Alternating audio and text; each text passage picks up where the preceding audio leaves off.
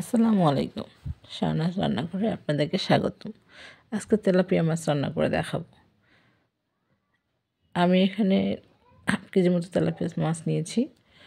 আর মাছগুলো ভেজে নেব উল্টো পাল্টো করে, দেখতেই পাচ্ছেন আপনারা।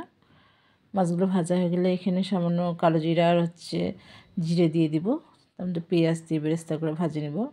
পেঁয়াজ যখন ভাজা হয়ে যাবে তখন এক এক করে মশলা দিয়ে দেবো। আদা রসুন বাটা দিয়ে দিচ্ছি, জিরা বাটা দিয়ে দিচ্ছি, সব মশলা একে একে দিয়ে দিচ্ছি। শেষে আমি শুকনো মরিচ গুঁড়া দেব, তাহলে কালারটা ভালো আসবে, খেতেও অনেক সুস্বাদু মনে হবে। টমেটোর সিজন যেহেতু, টমেটো না দিলেই নয়। টমেটো দিয়ে রান্না করবো, তো টমেটোটা আস্ত থাকবে, টমেটোটা ভাঙা যাবে না। এইভাবে রান্না করে দেখেন, ভাত নিমিশেই শেষ হয়ে যাবে।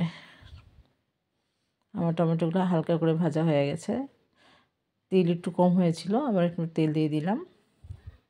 দেওয়ার পর মাছগুলো আমি দিয়ে দিব। মাছগুলোর সাথে একটু হালকা করে ভাজে নেব। ভাজা আছে, জাস্ট মশলার সঙ্গে একটু কষিয়ে নেব আর কি। দিয়ে দিয়েছি মাছগুলো আমি। খুব সহজ একটা রেসিপি, বাসায় তৈরি করতে পারবেন। তরকারির তো মনে করেন যে আইটেমের শেষ নেই। একজন একভাবে তৈরি করে, এক একভাবে তৈরি রান্না করে খায়। সামান্য একটু পানি দিয়ে দেবো ঝোল ঝোল করার জন্য। কষানো হয়ে গেছে, এইবার ঝোল একটু দিয়ে দেবো পানি।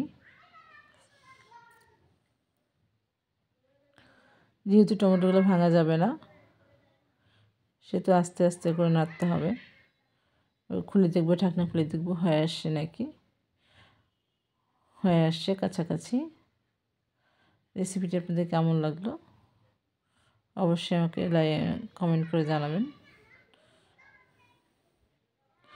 আমার পাশে থাকার জন্য আপনাদের অসংখ্য ধন্যবাদ। দেখিয়ে আসছেন যে টমেটোগুলো আপনার আস্ত আছে, টমেটোগুলো ভাঙেনি। এইভাবে রান্না করে খেলে অনেক মজা, অনেক সুস্বাদু। তবে এখানে কালো জিরা দিতে হবে, আর গোটা জিরাটাও ভাজার সময় দিতে হবে, এটা মনে রাখতে হবে। যেহেতু তেলাপিয়া মাছে কালো জিরা না দিলে স্বাদ করে না। আমার রান্না হয়ে গেছে, দেখেন কত সুন্দর দেখাচ্ছে। আপনাদের অসংখ্য ধন্যবাদ। আসসালামু আলাইকুম ভিউয়ার্স।